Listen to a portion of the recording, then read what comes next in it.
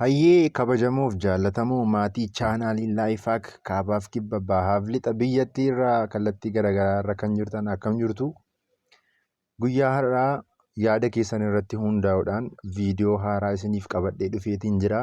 Akkuma yeroo darbe teelegiraam chaanaalii irratti isiniif barreessee ture, isinis yaada itti naaf laattanii yaada keessan sana irratti hundaa'uudhaan viidiyoo kana isiniif qabadhee dhufeetiin jira jechuudha. Viidiyoo guyyaa har'aatiin Moral and Citizenship or Civics isa jedhamu faayinaal egzaamii walii wajjin hojjenna jechuudha. Warreen chaanaalii kanaaf haaraa taatan sabiskiraayib gochuudhaan maatii akka taatan isinan affeera. Sababni isaa chaanaalii kanarraa viidiyoowwan barnootaa fireeshmaan koorsii irratti laataman hedduu argachuu dandeessu kan isin fayyadanii. Warri beektan kanaan dura ni beektu. Akkasuma viidiyoo kana obboleewwan keessan kanneen biroo bira akka ga'uuf sheer gochuun akka hin dagatamne isiniin jechuun barbaada. Yaada qabdan illee koomentii irratti naa barreessa. Sababni isaa yaada isin naaf laattanidha jechuudha kan na jajjabeessee hojii kana akkan hojjedhu na taasise. Teelegiraam chaanaaliitti warri dabalamuu barbaaddan liinkii isaa koomentii irra isiniif nan ka'a. Koomentii irraa argattu jechuudha. Koomentii viidiyoo kanarraa liinkii kan teelegiraamii isiniif nan ka'a. Sababni isaa wantoota tokko tokko teelegiraamii sanarraa argachuu dandeessu waan ta'eef amma kallattumaan yeroo keenya eeggachuuf hariifannee gaaffiiwwan kana haa hojjennu. Gaaffiin kunii true false paartii qaba, maachingii qaba, akkasumallee multiple choice'n ni jira jechuudha. Mee tokko tokkoon haa ilaallu. Gaaffii tokkoffaan akkas jedha. Normative ethics focuses on developing moral principles that we follow to evaluate the rightness of our action jedha. Normative ethics'n kan inni xiyyeeffatu qajeelfamoota moral principlii nuti hordofuu qabnu nutti agarsiisudha jedha kan inni irratti xiyyeeffatu jechuudha. Gaaffiin kunii dhugaadha. Tiruutaa jechuudha. Sababni isaa Normative ethics'n viidiyoowwan kan moral and citizenship kanaan dura isiniif hojjedheera. Warri kaan hin beektu, warri hin argin yoo jiraattan chaanaalii kanaa piroofaayilii isaarra deemtanii argachuu dandeessu jechuudha. Paartiidhaan qoodamee hojjetameetu jira barnooti isaa jechuudha. Achirratti haala gaariidhaan isinii ibseera jedheetan yaada. Normative ethics'n gochi keenya sirriidha jedhamuufi jechuudha. Evaluate godhamee sirriidha jedhamuuf karaa isa kam yookaan qajeelfama isa kamiin hordofuu akka nuti qabnu kan nutti agarsiisudha jechuudha normative ethics'n. Kanaaf gaaffiin tokkoffaa kun tiruutaa jechuudha. Question number 2. Teleologists argue that the moral or immoral value of human conduct depends on principles other than outcome. This is completely false because as we have learned in the previous videos, teleologistiin kan isaan jedhanii tiyooriin teleolojikaalii jedhamu kunii outcome irrattidha jechuudha kan inni xiyyeeffatu. By the way, gaaffiiwwan kunii yuunivarsiitii tokko tokkotti akkam ta'a isa miidii keessaa qoramtee ammas deebitee faayinaalitti dabalamee keessaa qoramtaa jechuudha. Malee gaaffiin kun miidii irratti gaaffiin kanaan wal fakkaatu baay'ee isaa hojjennee turre jechuudha. Viidiyoo miid egzaamii warreen argines chaanaalii kanarraa argachuu dandeessu. Kanaaf gaaffiin lammaffaa kun foolsii ta'a jechuudha. Konsikwensii irratti xiyyeeffatu warri teleolojikaalii jechuudha. Question number 3. There is a determined number of population and size of territory that is necessary to form state. Gaaffiin kunii soba ta'a, foolsiidha jechuudha. There is a determined number of population and size of territory that is necessary to form state. Waanuma sirrii isaa isteetiin tokko isteetii jedhamuudhaaf akka tiyooriin lafa kaa'utti isteetiin tokko isteetii jedhamuudhaaf territory mataa ishee qabaachuu qabdi. Akkasuma permanent populationii qabaachuu qabdii jedha. Uummata permanentii keessa jiraatu akkasuma daangaa mataa isheetii kan mataa ishee qabaachuu qabdii jedha. Garuu immoo determined number haga kana qofa qabaachuu qabdi kan jedhu hin jiru jechuudha. Isa kanatu soba taasisa. Question number 4. According to cognitivists, moral judgments are capable of being true or false. Question number 4. According to cognitivists, moral judgments are capable of being true or false. This is true. Gaaffiin kun dhugaa ta'a. Akka warri cognitivistii jedhanitti jedha. Moral judgmentiin dhugaa ta'uu danda'a, soba ta'uus hin danda'a jedha. Kanaaf gaaffiin afuraffaa kun dhugaa ta'a jechuudha. True ta'a. Question number 5. Virtue ethics promotes the limitations of teleological and deontological ethics. Virtue ethics promotes the limitations of teleological and deontological ethics. Gaaffiin shanaffaa kunii waa'ee maalii haasa'a? Fakkeenyaaf tiyooriin hundumtuu limiteeshinii mataa isaanii qabaachuu malu. Fakkeenyaaf teleological tiyooriin limiteeshinii mataa isaatii qabaa jechuudha. Akkasuma deontological ethiksiin limiteeshinii mataa isaanii qaba. Virtue ethiksiin immoo tiyoorii kan biraadha. Limiteeshinii jarreen kana lamaanii irratti inni immoo furmaata qabateetudha jechuudha kan inni dhufe. Warri tiyoorii kana foormi godhan immoo limiteeshinii jara sanaa irratti hundaa'uudhaan amma fakkeenyaaf teleoloojikaaliin maal jedhu? Gochi tokko bu'aan inni fide sun gaariidha taanaan sirriidha jedhu. Warri deontoloojikaal immoo ruulii irratti xiyyeeffatu mitire. Kanaaf gaaffii shanaffaa kun true ta'a jechuudha. Question number 6. The inward looking phase of state approach stresses on the state's ability to safeguard its independence from external invasion. Waa'ee inward looking phase fi outward looking phase of state kanaa adda baafattaniitu yoo hin taane, inward looking kunii waa'ee qajeelfamoota warra biyya keessaa irrattidha jechuudha kan inni xiyyeeffatu. Inward looking phasein fakkeenyaaf waa'ee qajeelfamoota biyya keessaa, waa'ee bulchiinsa warra biyya keessaa irrattidha kan inni xiyyeeffachuu qabu. Outward lookingiin immoo waa'ee hariiroo biyyoota warra ollaa wajjin biyyi tokko qabduu irrattidha jechuudha kan inni xiyyeeffatu. Gaaffiin kanarraa adda ta'e boriyyuu yoo isinitti dhufe adda baastanii deebisuu qabdu jechuudha. Amma gaaffiin kun maal jedhaa? Inward looking phase of state'inii waa'ee biyyi tokko weerara biyya alaarraa of eeggachuu isheetii jedha.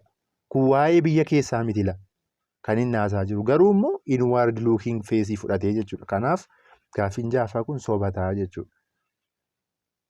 Statementii kan outward looking fudhateetu gaaffii immoo inward lookingiidhaan gaafachaa jira jechuudha. Kanaafidha kan inni soba ta'u. Question number 7. Even if state X applies just solely principle as it is nationality law, all children born inside this state may not acquire citizenship of state X. Gaaffiin torbaffaan kun maal jedhaa?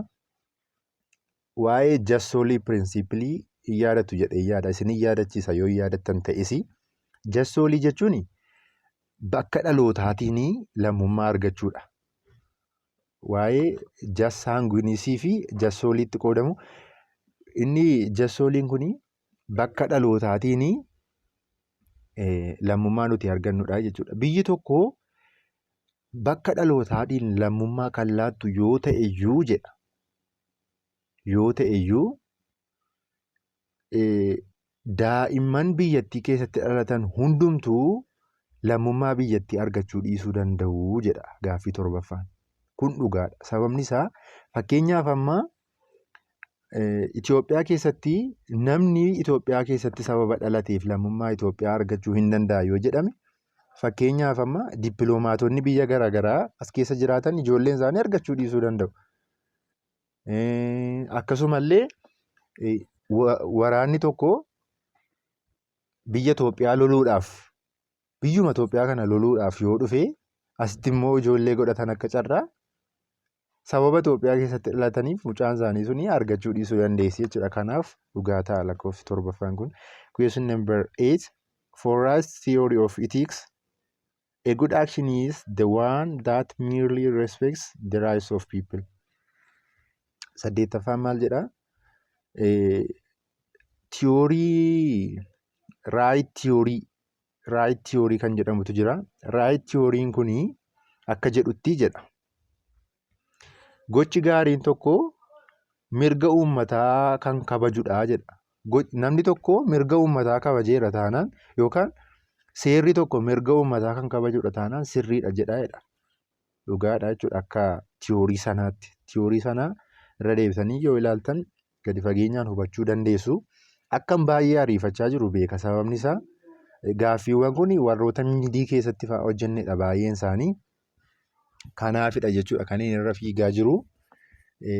Warroota haaraa ta'an garuu suuta jedhee isinitti himuu nan yaala. Gaaffii 9ffaa irra geenyerra. Marxists argued that the state cannot be understood separately from the economic structure of society. Gaaffii 9ffaa. Marxist akka jedhetti isteetiin qofaatti adda baatee ikoonoomii biyya hawaasaarra adda baatee qofaatti ilaalamuu hin dandeessu jedhadha. Dhugaadha gaaffiin kuni. Tiyoorii Marxistii sanas dubbisuu dandeessu. Gaaffii 10ffaa. Ethics needs to be taught to all people to adapt ethical behavior with respect to good life. Ethics needs to be taught to all people to adopt ethical behavior with respect to good life. Gaaffiin kun dhugaadha.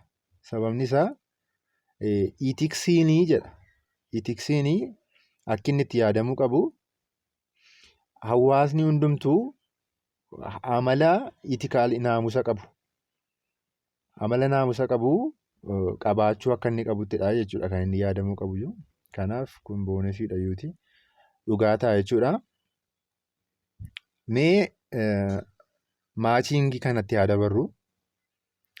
Maachingii paartii kanatti haa dabarru. Gaaffii 11ffaa. Ifama. Gaaffii 11ffaa. Minimalist state. Maachingiin kun baay'een isaa akkuma agartanii waa'ee isteetiidha jechuudha. There is different kind of state. Isteetiiwwan gosa garaagaraatu jira jechuudha. Isteetiiwwan kana keessaa gaaffii 11ffaa minimalist stateidha. Minimalist state. Gaaffii kanaaf deebii kan ta'u irra kan jiru ilaalame. Irra kan jiru state intervene to ensure domestic order and protect external attack. Minimalist statein kuni domestic order and protect external attack. Biyyi tokko qaama alaatiin yookaan qaama biraa tokkoon akka isheen hin weeraramneefaa sanarratti kan xiyyeeffatu minimalist stateidha jechuudha. Irra kan jiru. Gaaffii 12ffaa developmental state. Developmental statein kun immoo akkuma maqaa isaarraa hubattanii waa'ee guddina biyyaa irratti kan xiyyeeffatudha jechuudha. Guddina isteetii tokko irratti kan xiyyeeffatudha jechuudha. G irra kan jiru kana ilaalame. G. State intervene to stimulate economic progress. Waa'ee biyyi tokko ikoonoomikaalii akka isheen guddattuuf kaka'umsa uumuu irratti kan xiyyeeffatudha jechuudha.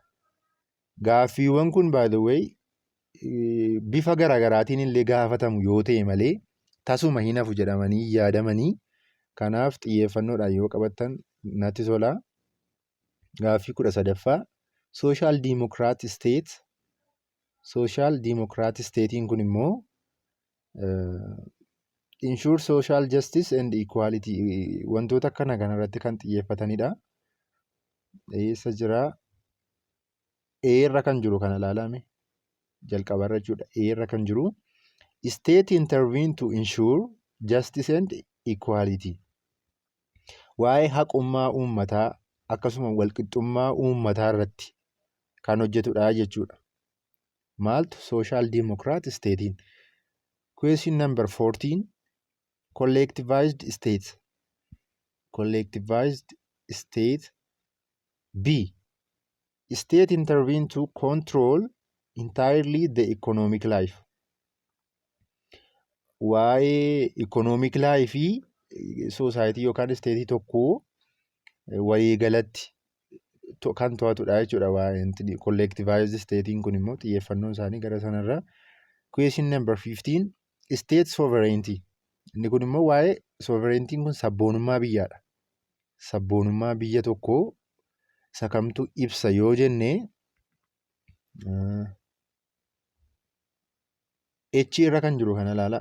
H irra kan jiru kun states autonomy on its own affairs. Waa'ee kabaja biyya tokkoo irratti wanta xiyyeeffatudha jechuudha. Sovereigntiin kun gaafa ka'u waa'ee sabboonummaa biyyaadha jechuudha. Biyyi tokko qabeenya mataa ishee ofii ishee hoogganachuu, uummata ishee ofii ishee bulchachuu gaafa mirgoonni suni waa'ee sovereigntiidhaan wal qabataa jechuudha. Gaaffii 16ffaa citizenship by adoption. Adoptioniin immoo guddifachaadha. Guddifachaan aadaa Oromoo keessatti baay'ee beekamaa akka ta'e beektu.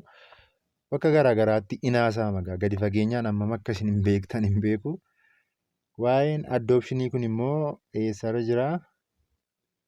C irra isa jiru kana. A way of attaining citizenship of one's caretaker. Caretaker jechuun warra guddisanidha mitiire. Maatiin tokko daa'ima tokko fudhatanii akka ijoollee isaanii mucaa isaaniitti gaafa guddisan mucaan suni lammummaa warra isa guddise sanaa karaa inni itti argatu citizenship by adoption. Lammummaa karaa guddifachaa argamudha jechuudha. Gaaffii 17ffaa citizenship by readmission. Waa'ee readmissionii kana yaadattu ta'e hin beeku. Readmissiniin kunii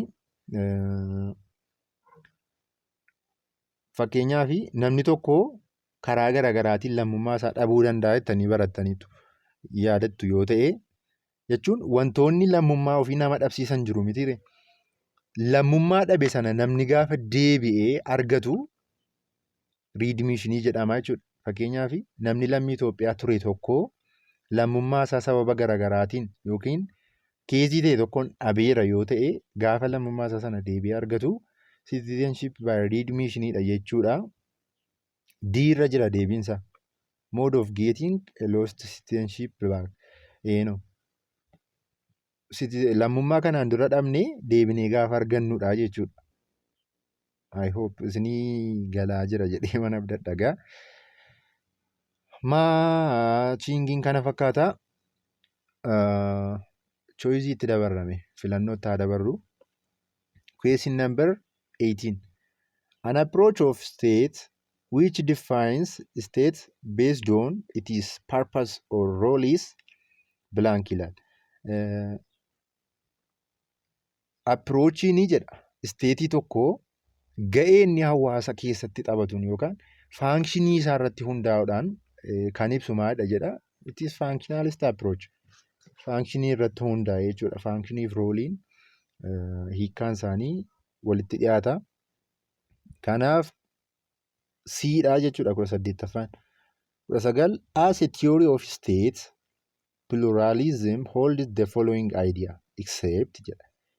Kanneen armaan gadii keessaa pluralizimiin yaada inni of keessaa qabudha jechuudha. Garuu tokko addadha jedha.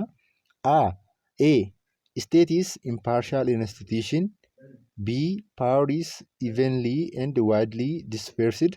C. State is the servant of the society, not its own masters.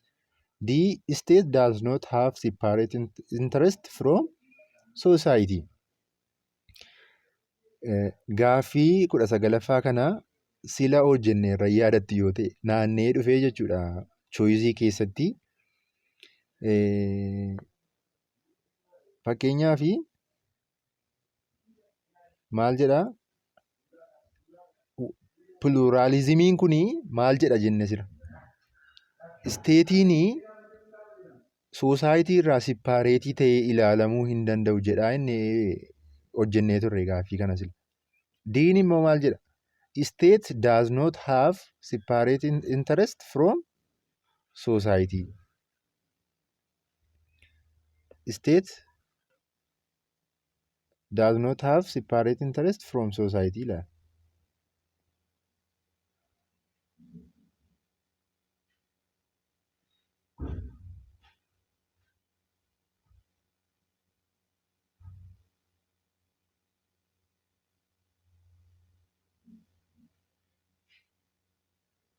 Gaafficharra deebinee ilaallamee gara oliitti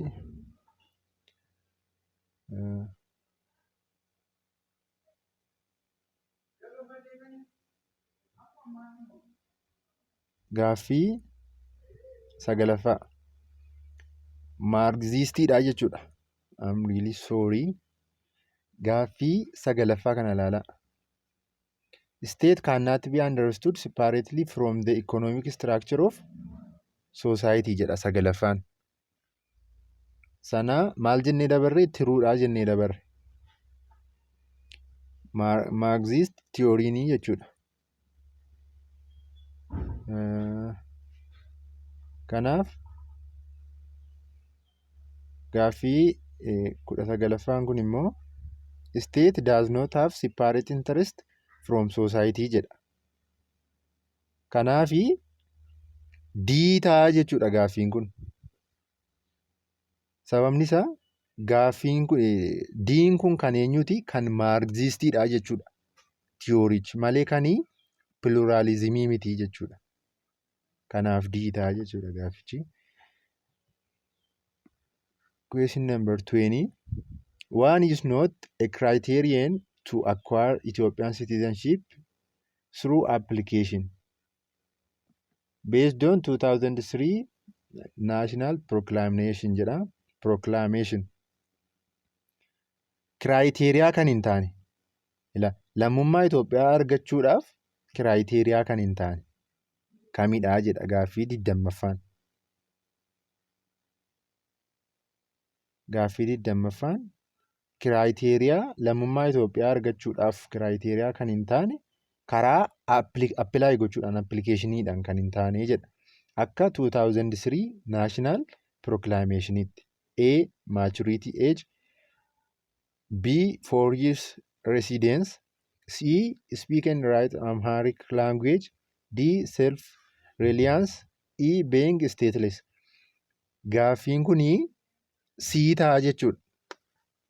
Sababni isaa lammummaa Itoophiyaa argachuuf dhugumaa namni tokko afaanota biyyattiin qabdu keessaa tokko haasa'uu qaba. Dirqamadha inni kun. Afaanota biyyattii keessatti dubbataman keessaa afaan tokko beekuun dirqamadha. Lammii Itoophiyaa jedhamuuf. Garuu immoo addatti Amaariffadhaa jedha laanni kun. Amaariffa barreessuu fi dubbachuu danda'u qabaa jedha. Kanaaf sobatee jechuudha inni. Kanaaf si'iin kun deebitaa jechuudha. All are the functions of government except. Hundumtuu gahee mootummaati yookaan dalagaa mootummaati jedha. Tokkorraa kan hafe. A. Protecting internal and external threats. B. Providing welfare services. C. Improving citizens' moral conditions. D. Preserving naturally granted rights. Gaheen mootummaa waanuma beekamaadha. Alaaf keessatti sodaa uummataa yookaan sodaa biyyaa wantoota ta'anii protect gochuudha. Akkasumallee providing welfare services. Si'iin kunii si'iin irra inni jiru kun maal jedha? Improving citizens moral condition. Improve gochuu hin danda'u jechuudha mootummaan. Improve godha osoo hin taane mirga isaanii protect godha malee akkaataa namni itti yaadu improve godha osoo hin taane yookaan moral conditionii namaa moraalii namaa improve godha osoo hin taane protect godhaa jechuudha akka inni hin sarbamneef. Kanaaf siirra inni jiru kun deebii ta'a jechuudha gaaffii 21ffaa kana. Question number 22. Gaaffii 22. A way of gaining citizenship when one state is annexed or conquered by another state is blank. Gaaffii 22ffaan kun a way of gaining citizenship when one state is annexed or conquered by another state. Fakkeenyaaf biyya tokkoon gaafa liqinfamtu fakkeenyaaf liqinfamtuun kun biyya tokkoon gaafa dhaalamtu yoo jenne gaariidha. Gaafa dhaalamtu lammummaan argamu maal jedhamaadha 22ffaan kun. Siirra kan jiru kun subjugationidha jechuudha. Isa ta'a jechuudha. Inni itti aanu gaaffii 23ffaarra geenyeerra. 23ffaa. Of the following approach, one deals with the outward looking face of state. Isaan sila isinitti himedha jechuudha gaaffiin kun immoo. Maal jenne sila? Outward looking waa'ee maaliidhanne? Waa'ee hariiroo biyyoota ollaa, hariiroo wantoota protection against invasion fa'a wantoota akkasiidha jenneerra mitiire. Weerara karaa garaarraa biyya eeguu waan akkasiidha jenneerra. A. International approach. B. Idealist approach. C. Organizational approach. D. Functionalist approach. International approach dha jechuudha gaaffiin kun salphumatti. Gaaffii 24. Of the following one believes on the goal or purpose of an action. Maal jedha kuni? Purposii fi goolii irratti kan xiyyeeffatudha jechuudha. Jechuun bu'aa gocha tokkoon argame irratti kan xiyyeeffatu maalidha jenneerra siirra isa jirudha jechuudha. Siirra isa jiru utilitarianismidha jechuudha. Kanaan dura hojjenneerra miidii irratti. One is not the feature of social democratic state. Social democratic maalidha jenne sila maachingii irratti. Featurii social democratic state kan hin taane jechaa jira gaafni. A. Highly emphasizing on wealth generation. B. Eradicating poverty and reducing social inequality.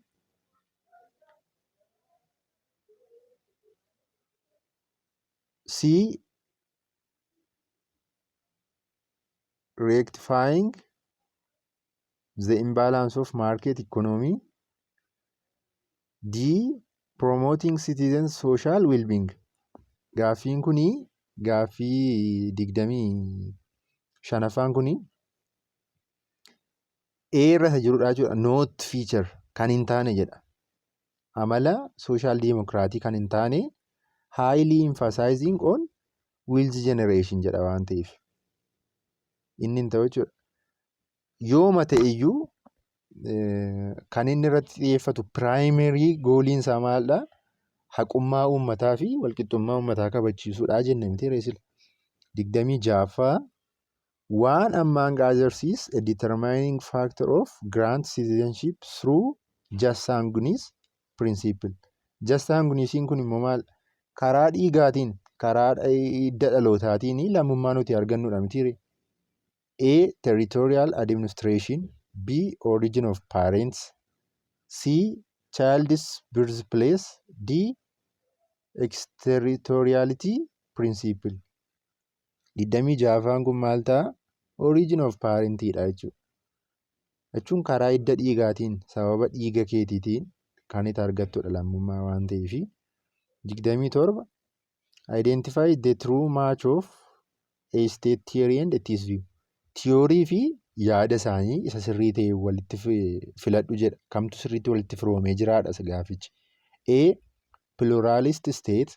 State is an arbitrator of society. B. Capitalist state. State is neutral institution.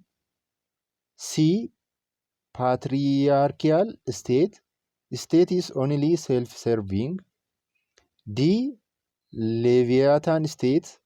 State is a male-dominated institution.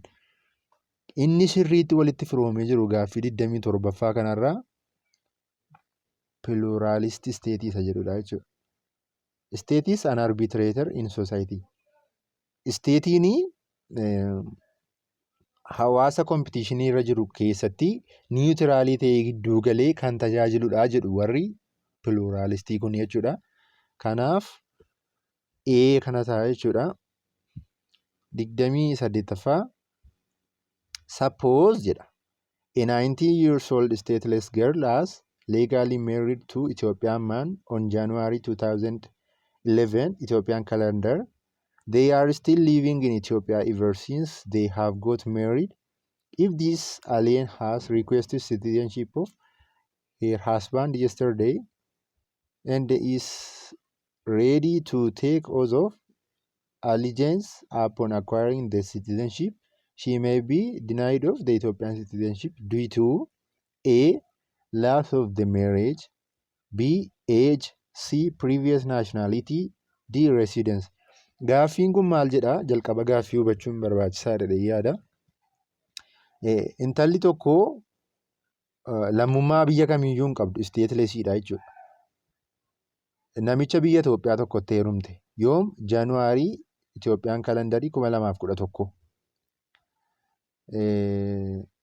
Sana booda barreeffamni kun xiqqoo laacitee jira. Asii jalqabatu isinitti himi wanti hin eegale. Suuraan ani argadhee gaaffii kanarraa isin hojjechaa jiru kwaalitiin isaayyuu gadi bu'aadha akkuma isin agartanii. Qormaata siiviksii kana dhabeenidha jechuudha. Dhiifama naa guutu. Dhabeen kanumarraa isin hojjechuun murteessee qormaata argachuu hin dandeenye jechuudha. Qormaata kan baroota darbanii siiviksii kan kwaalitii qabu amma ta'e kanatuyyuu gaariidha warrootan argadhe keessaa. Kanaaf jedheetanii gaaffiin kun irraa citee jira. Woordiin muraasii malee maal jedhaa gaafficha durba intala isteetilesii taate tokkotu dhiira biyya Itoophiyaa tokkotti heerumtee waggaa tokko erga wajjin turanii booda lammummaa biyya kanaa argachuudhaaf gaafattee jedha. Lammummaa biyya kanaa gaafattee booda dhabuu dandeessi lammummaa kanaa yookaan kennamuufii dhiisuu danda'a. Lammummaan kun maaliifii jedha. Maaliifii jedha. Waggaa tokko wajjin turanii abbaa manaa ishee wajjinii lammummaan kun immoo dhabuu dandeessii jedha. Maaliif dhabuu dandeessii jedha. Akka seeraa yookaan imaammata heera biyya Itoophiyaa kanatti immoo akka imaammata seera biyya Itoophiyaa kanaa keewwata 378 muraa 2003tti namni tokko at least waggaa 2 fi biyya kana keessa jiraachuu qaba lammummaa biyya kanaa argachuufi jedha. Kanaaf isheen immoo waggaa tokko turteetu miti kan isheen gaafachaa jirtu. Kanaaf sababa turtiitiin dhabuu dandeessi jechuudha. Kanaaf gaaffii kanaaf deebii kan ta'u Didha jechuudha. Residence. In case of residency dhabuu dandeessi jechuudha. Question number 29. Which one of the following is not a way of obtaining citizenship through naturalization? Karaa naturalization'iitiin lammummaa argatamu kan hin taane kamidha?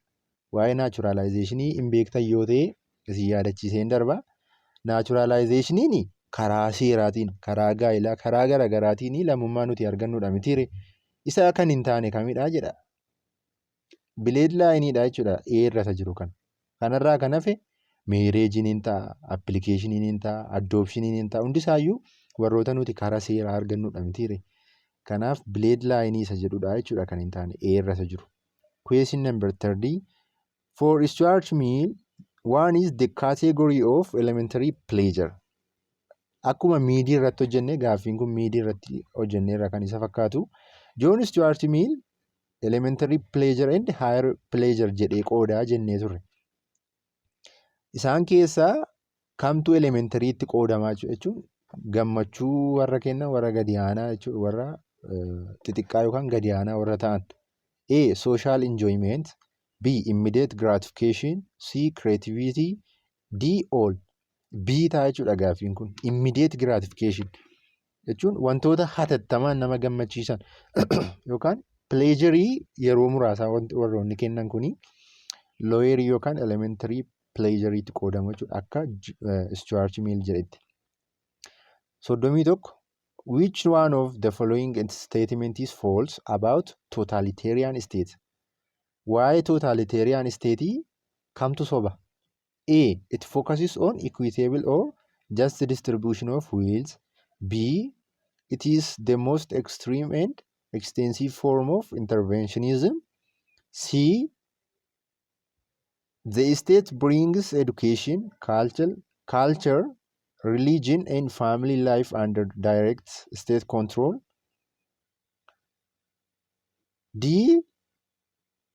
The essence of totalitarianism is the construction of an all-embracing state. Gaaffii 31ffaan kuni waa'ee totalitarian state'ii kamtu sirrii mitii jedha. Totalitarian state ilaalchisee kamtu sirrii mitii. Irra inni jiru kun maal jedha fakkeenyaaf it focuses on equitable or just distribution of wealth jedha. Kanaaf kana ta'a jechuudha. It focuses on equitable or just distribution of wealth. Waa'ee qabeenyaa kanaa, waa'ee akkaataa distribution of wealth yookaan haala taa'umsaa qabeenyaawwanii kanarratti xiyyeeffataa jedha. Kanaaf sobataa jechuudha. Which of the following is not a cause of statelessness led to loss of rights or duties and protection of any government? Kanneen armaan gadii keessaa jedha. Lammummaa ofii akka dhabaniif kan naman taasisnee isa kamidhaa jedha. Jechuun wantoota akka ati lammummaa kee dhabdu yookaan karaa ittiin lammummaa kee dhabdu kan hin taane isa kamii jechuudhaan karaa gabaabaa. A. Deprivation. B. Renunciation. C. Substitution. D. All. Kun akka C akka inni ta'u dursitanii akkasiin deebistan abdiin qaba. Sababni isaa both deprivation and renunciation is the way of losing citizenship. Karaa nuti lammummaa keenya jechuun lammummaa karaa namitti dhabuudha jechuudha. Deprivation and renunciation. Substitutioniin garuu lammummaan inni tokko lammummaa biraatiin gaafa bakka bu'u substitutionii jedhama mitiire. Kanaaf sii ta'a jechuudha. 33. Of the followings, one is not identified as an element of state under the 1933 Montevideo Convention. Akka Montevideo Conventionii bara 1933tti jedha. Elementii yookaan caasaa isteetii kan hin taane kamidha? Kanneen armaan gadii keessaa. A. Territory. B. Sovereignty. C. Recognition. D. Population. Waa'ee Montevideo Conventionii kanaa isin yaadachiisuu fi Montevideo Conventionii kun maal jedhaa? Biyyi tokko yookaan isteetiin tokko jedha. Dirqama permanent populationii yookaan hawaasa permanentii keessa jiraatu. Defined territory daangaa mataa isheetii. Mootummaa mataa isheetii. Akkasuma capacity to enter into relations. Relationii biyyoota garaagaraa wajjin ittiin hirmaattu humna akkasii qabaachuu qabdi isteetiin tokko jedha Montevideoon konveeshiniin kunii jechuudha. Sana keessa kan hin jirre amma kamidhaa? Territoriin jira, sovereigntiin jira, recognitionii, population. Sii ta'a jechuudha. Sii recognition wanti jedhamu hin jiru. Populationiidha malee. Kanaaf sii ta'a jechuudha. Recognitionidha kan keessa hin jirre. 34ffaa. Which type of state practices interventionism with a view to bring about broader social restructuring? Which type of state practices interventionism with a view to bring about broader social restructuring? A. Welfare state. B. Developmental state.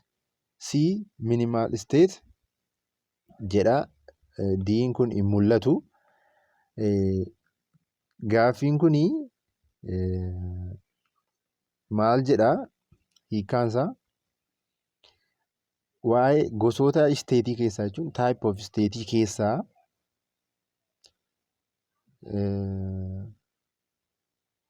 isa kamtuu interventionizimii waan jedhamu kana hojiirra oolchaa jedha. Waa'ee interventionizimii kana kamtuu hojiirra oolchaadha. Gabaabumatti gaaffichi gaaffiinsaa eerra kan jiru kana ta'a jechuudha. Welfare isteetii. Kolleektivaayizidii kan jedhus hin ta'a ture garuu intinii kanaanii gaaffii kanarratti deebii sirrii ta'uu kan danda'u welfare isteetiidha jechuudha. Sooshaal jechuun ijaarumsa hawaasaa gaarii ta'e tokko fiduu fi kan xiyyeeffatu sanarratti ijaarumsa hawaasaa gaarii ta'e irratti fiduu irratti kan xiyyeeffatu welfare isteetiidha jedha. Gaaffiiwwan kun gaaffii 34dha. Haga ammaatti gaaffiin ani argadhe warra kanadha. Gaaffii biraa yoon argadhe kaniin isiniif hojjedhu ta'a jechuudha itti fufee. Kanarraa kan hafee dubbisaa jabaadhaa. Waaqayyo isin gargaara isiniin jechuun barbaada. Viidiyoo kana jaallattanitti yoo ta'e laayikii gochuu hin dagatinaa. Akkasuma koomentii irratti illee yaada keessan naa barreessaatii na jajjabeessaa. I hope viidiyoon kun baay'ee yoo isin fayyaduu baate xiqqooma ishee akka inni isin fayyadu abdiin qaba. Isiniin jaalladhaa nagaan naa turaa isiniin jechuun barbaada.